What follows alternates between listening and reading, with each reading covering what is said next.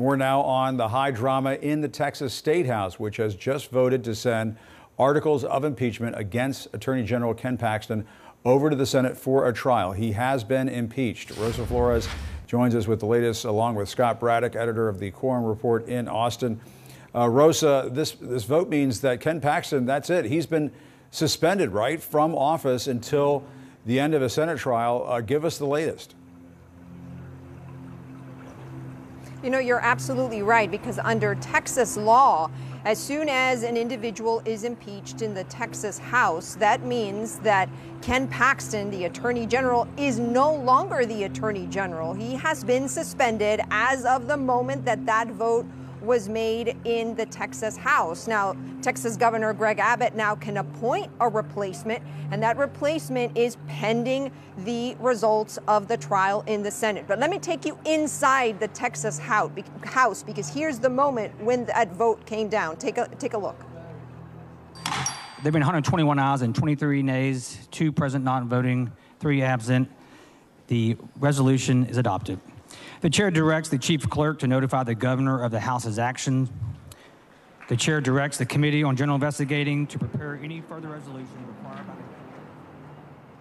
Now, as you heard there, the House Speaker specifically said that decision was going to be sent to the governor of Texas, and that's specifically why, because now the governor has the power under the Constitution of Texas to appoint a replacement. Now, before all of this, there's been hours of debate with a lot of the proponents and opponents of this impeachment going forward and explaining their positions. Take a listen.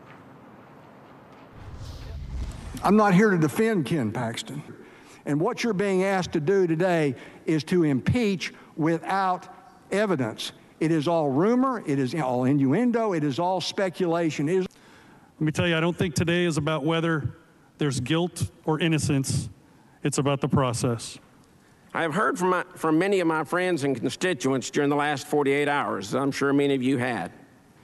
The speed and transparency of this process has been described in their emails using such words, and these are their words, as being a political setup, steamrolled, sham, political whack job, weaponized political prosecution, railroaded. These are not my words, but the words of concerned citizens. Our citizens are concerned. They want fairness. We have a decision to make here today. Do we listen to our colleagues, a bipartisan committee that sat and listened to hours of testimony, that held that investigation since March, that come before you, members of the highest integrity, Representative Murr, Representative Johnson, Representative Longoria, Representative Spiller? I've never been lied to one of them once, by one of them, never. In fact, I hold them to the highest regard. I tell you that I have faith in them. I have faith in you. Fear not politics. Fear corruption. Now, the ending vote was 121 for and 23 against. They only needed 75. So what happens next? Now the articles of impeachment go to the Senate, and in the Senate, the lieutenant governor is the judge. There are 31 senators who will be the jurors, and in the Senate, a 2/3 vote of those present is required. And Jim, this is a historic moment in the state of Texas. There's only been 2 impeachments prior to this. One in 1917 when Governor James Ferguson was impeached, and then in 1975 a district judge was impeached. So a very historic moment. Now it's unclear the timing of when this will go to the Senate, but of course we will be watching. Jim?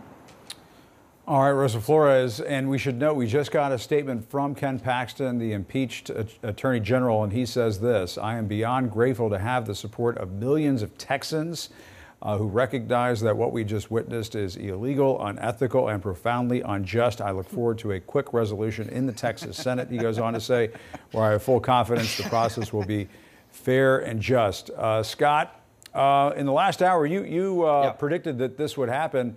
You said about 100 votes. It ended up being well over well over 100 votes, 121 votes. But over in the Senate, Rosa was saying it's going to take a 2/3 majority.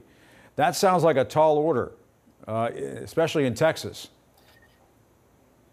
It is a tall order, but I'm laughing because it's very funny and ironic to hear Ken Paxton lecture anybody about ethics and integrity. He has been corrupt for a long time. This is the recognition of that by people in his own party. And you're right, in the Texas Senate, it's going to be a higher threshold for sure. It's 2/3 of those who are present. Look, you think about it the way you think about the indictments and the impeachments of folks either connected to former President Trump or President Trump himself when he was impeached in Washington. And it works very similar to that here in Texas. The House basically makes an indictment in the form of the impeachment, and then the Senate has the trial. I find it interesting. Rosa mentioned that basically the presiding officer of the Senate, not necessarily the judge in this case, but the guy who will hold the gavel, is Lieutenant Governor Dan Patrick. And he's the kind of Republican, I mean, ideologically, and the kind of person who has the support of former President Trump, like Ken Paxton does. But I might have expected Patrick to be sort of dismissive of this, but he hasn't been. In the last few days, you've had Patrick come out and say that the Senate's going to take its duty very seriously when it comes to this, and he would not make any predictions about how it might go. And Scott, I mean, you just indicated this. President Trump was weighing in. Ted Cruz was weighing in. Ken Paxton had a lot of high-powered political support, and yet the vote was a resounding vote in favor of impeachment. I think that the House was already poised to impeach Ken Paxton anyway before he accused the Speaker, Dade Phelan, of being a drunk, essentially. Earlier this week, you had the Attorney General tweet out that Dade Phelan should resign his office because there was a video of him with slurred speech during a late night session of the Texas House in the week prior. So one of the things that's one of the aspects of this is not just the alleged misdeeds of Paxton, but I think that vote also shows you that this really became a question about leadership in the Texas House and whether Democratic and Republican members of the Texas House were going to side with Phelan in that fight against Paxton. So look, it's Texas politics. It's not for the squeamish. It's full contact and all of that. And we're going to see how this turns out in the Senate. And to that point, Rosa, earlier today, one of the lawmakers said Paxton was threatening House members with political consequences in the next election if they didn't side with him. That sounds like a pretty clear indication of how this is going to go down in the Senate. It could be pretty bare knuckles over there, too. Rosa? Oh, we might have lost Rosa, but Scott... Oh, sorry, that question was for me. Yeah, what do you think? I mean, it sounds as though it got pretty rough over there in the House before this vote, and that might happen over in the Senate, too.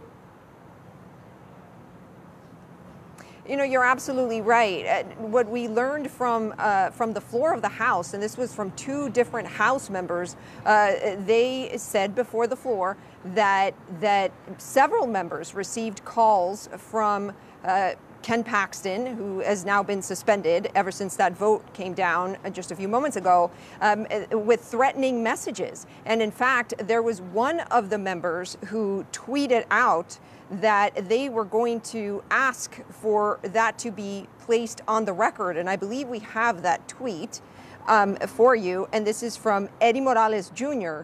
tweeting, "I will be submitting a journal statement to amend charged documents to include abuse of power, intimidation of House members, and Senate jury tampering in light of Charlie Guerin, that is the one of the representatives who made statements on the floor saying that these threats had been made, statements that AG Paxton called and threatened House and Senate members." So some serious allegations here, Jim, regarding these threats. And of course, I have reached out to Paxton's office and we have not heard back. All right, Rosa Flores, Scott Braddock, a very interesting day, important day in Texas politics. Thanks to both of you. We appreciate it very much.